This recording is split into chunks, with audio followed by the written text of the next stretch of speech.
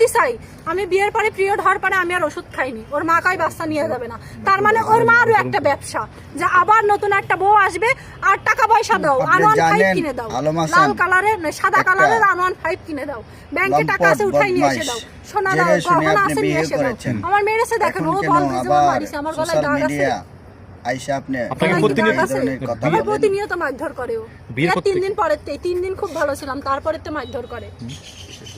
আচ্ছা, কিসের দুধ উনি বলছিলেন যে আলম হাসান খায় প্রতিদিন, মানে আপনি বলছেন যে দুধ দিয়ে বিভিন্ন মেয়ের কাছে যাই, হেসে বেসে ওর বোর বানায়, ও তো হেসে বেসে নিয়ে রাত কাটাতে পছন্দ করে।